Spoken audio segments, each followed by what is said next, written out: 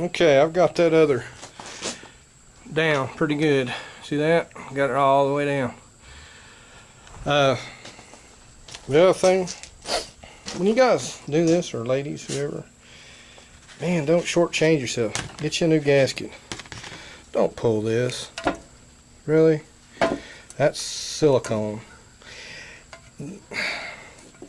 It's okay in a squeeze or in a punch, you know, in a pinch, but look, don't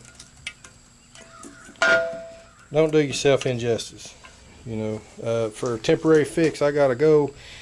You know, I fix the problem, silicone it up, but when you get time, put your fresh gasket on there. They're like $2.99. I think I gave $1.50 for that one when I ordered it.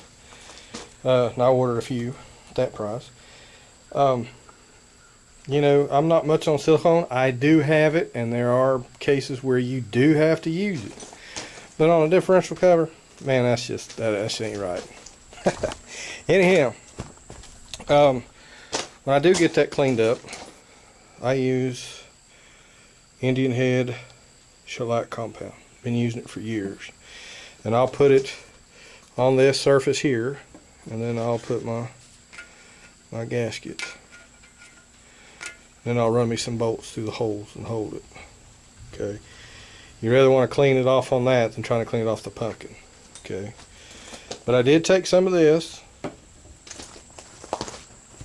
and I tightened up that race in there with it.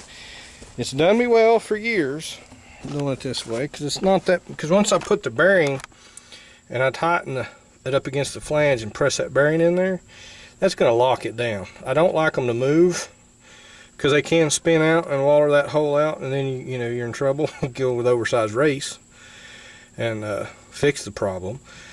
But another way to fix it, which this didn't need to, I could have, but it didn't warrant it, is you can take you a steel chisel and in here with this race, and you can booger that, you know, roll you up a little bit of metal and then drive that in on top of it, and that usually stops it. That's a field expedient method of stopping something. So that's one way of doing it. I prefer not to. If I have to, in my last resort, I will.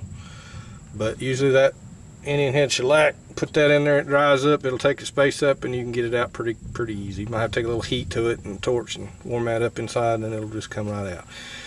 But once, like I said, once we get that bearing pulled up against these 4 bolt holes, these two and these two down here, that race ain't gonna turn. And